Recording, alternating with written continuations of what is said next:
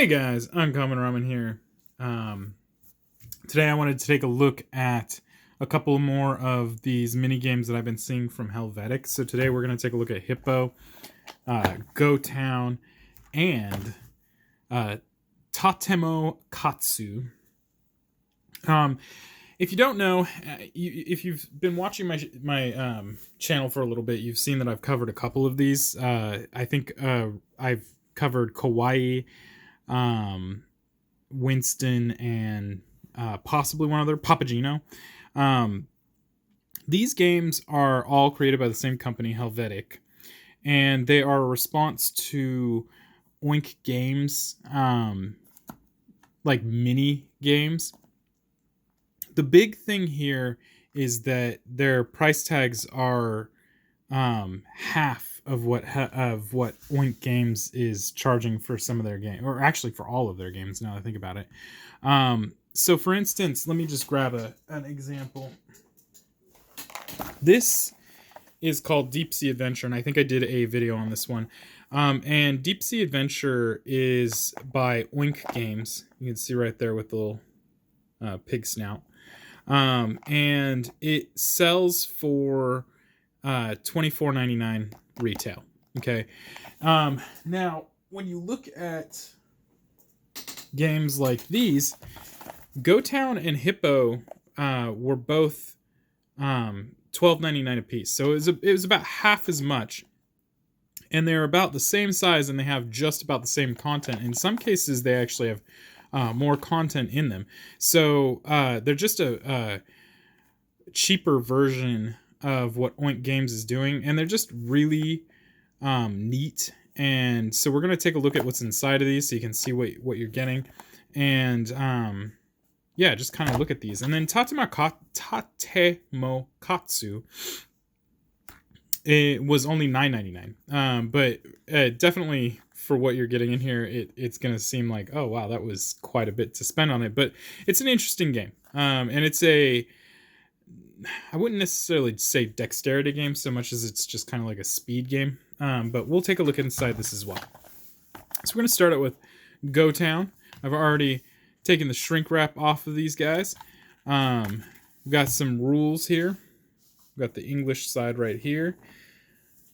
From what I understand, we're building our tower, a tower, and we are just trying to get the most points we can out of this tower.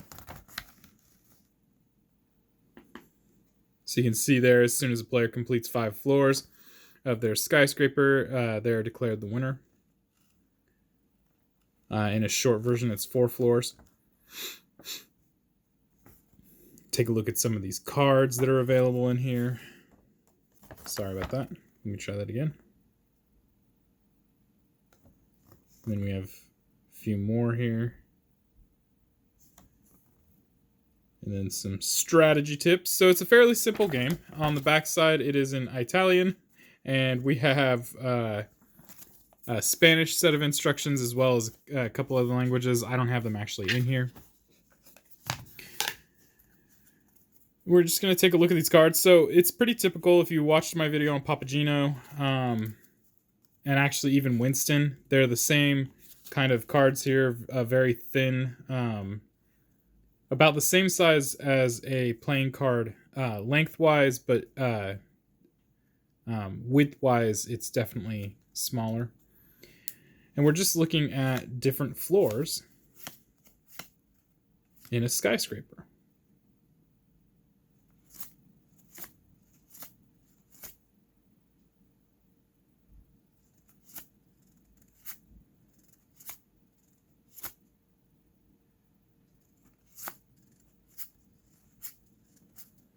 And it appears that there are about, 4 of each type here.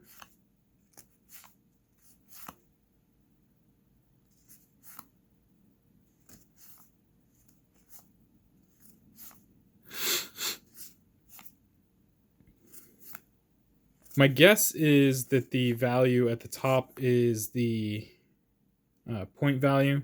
This one probably has some, obviously has some special rules, as with this one. which we saw earlier.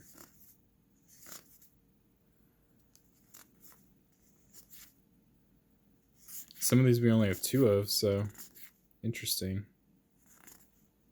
Oh, some of these we only have 1 of.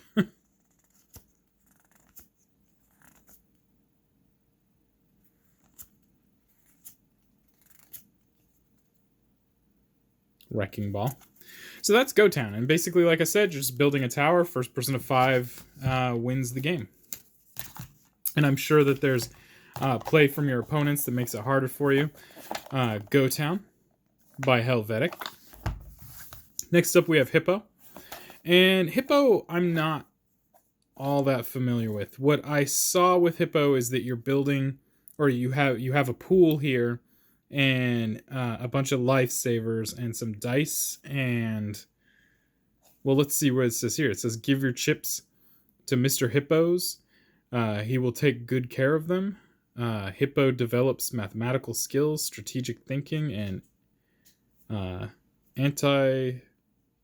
anticipatory competences. Oh, so these are kind of like, you could play these with kids to help them develop some of their critical thinking. So we're going to jump into this guy right here. This is the French rules. Oh, it's got Italian, German, English. All right. This one is much, much simpler, because the rule book has many, many languages in it. So here's what we got going here. Goal of the game is to aim. The aim is for a player to get rid of all of their chips by placing them strategically in Mr. Hippo's swimming pool. The swimming lanes are numbered 1 to 12. Lane number 7 is Mr. Hippo's little basin. Okay. So you're going to build out your pool as indicated here. And then you start the play.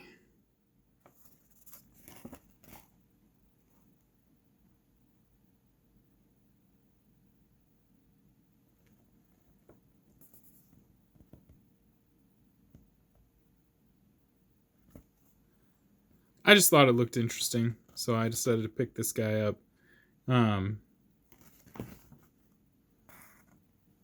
See if we can get a good view of that. So that is the rules. Let's take a look at the components. There's a lot going on here. I'll have to fix that later.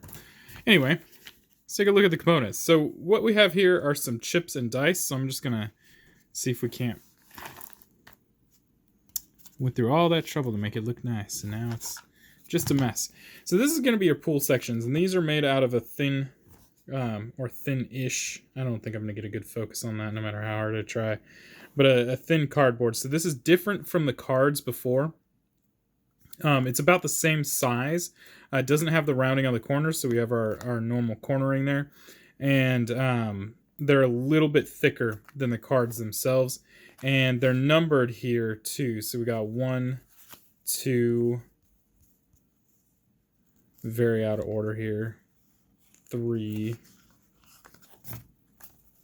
4, 5, 6, 7.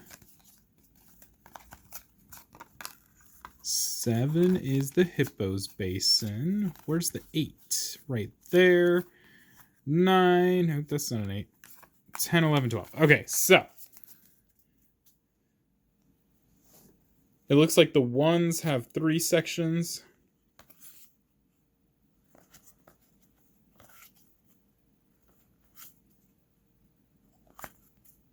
Two, 3, 4, 5, 6. And then when you hit the Hippo's basin, we move into 8 through 12, which looks like they only have 2 sections available. Okay, so that is the board that you're going to use to set up. The dice in here are actually a nice They're smaller than most, so they can fit in the box, and they're made of plastic. But aside from that, they're pretty much standard dice. And then you're gonna have a bunch of these little lifesaver rings in a bunch of different colors: purple, yellow, red, green. I think that's it. So up to 4 players, I think. Let's just double check the box here.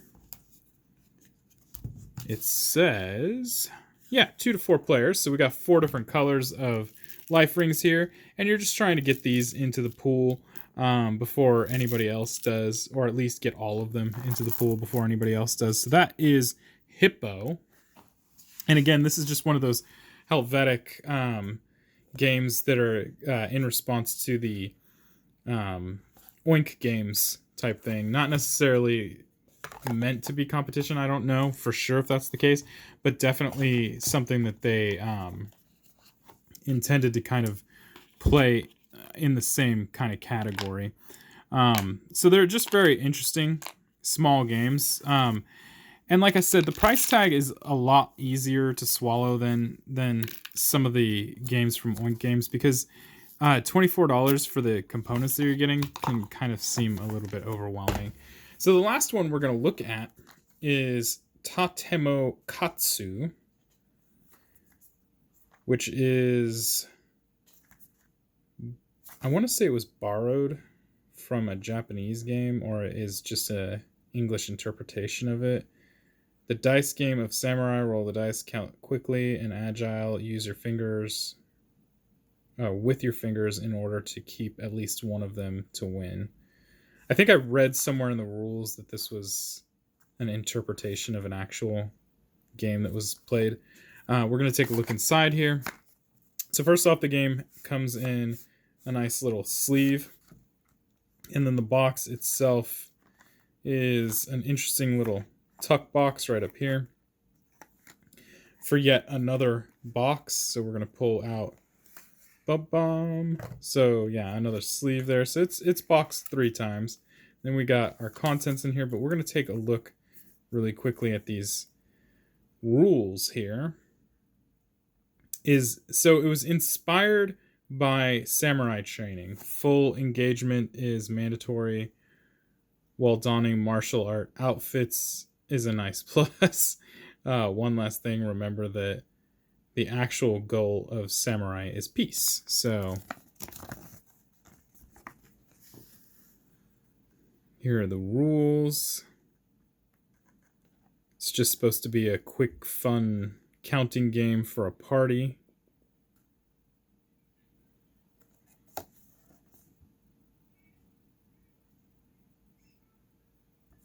I think, oh yeah, so we do have more on the back. They only gave us English rules.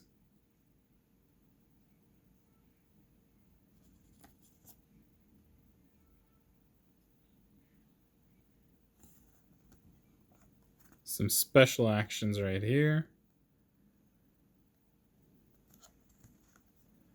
If mistakes are made. And then the game end. So those are the rules. And then, of course, we have the only component. So most of what you're paying for here in this $9 value is these little plastic dice. But at the same time, you know, again, if you look at some of these Oink games that are selling for like $24.99, a lot of what you're getting is not much. There isn't a lot there, so there's a huge markup. So it's expected to have these kind of markups. But these dice are very interesting. They have a bunch of different faces from 1 through 6, I believe. And then on either end of some of these dice, we have this little XI thing or X1 thing. And then on one die, we have the X1 and the Tatemo Katsu symbol right there. Which if I was reading correctly, and if I remember correctly, was an insta win right there. So these are the dice for TatamoKatsu, and again, it's just another one of those Helvetiq games. Very cool, small things, great for little parties or little get-togethers, especially if you have limited amount of space when you're traveling or just in general. So it's a cool,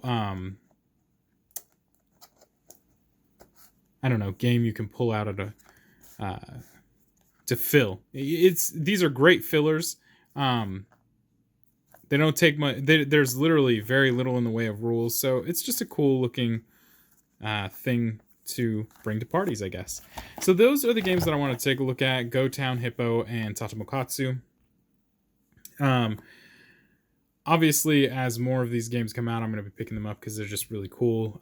If you want to see some of the Oink games, let me know, and I'll definitely go pick them up because there are some interesting looking ones. But again, their price tag is just stupid. They shouldn't be as expensive as they are, and that's just my personal opinion on it. And even for these guys, $12.99 for something like this is kind of high. I would expect it to be around $9.99, whereas this guy should have been probably around $6.99 or something like that. But it is what it is. I still think they're very cool. I think that they did a really good job on the theming here. I think the art is very cute on a lot of these ones too, and I can show you some of the ones that I have. You know, that they do a good job with like different art styles and stuff like that are easy to swallow and really fun to look at. We have Winston here, which I'm pretty sure I did a video on, as well as Misty and Bandito. This one is a really interesting one. I don't know if I've done a video on this one. If you want to see a video, let me know, because Bandito is a pretty interesting looking game.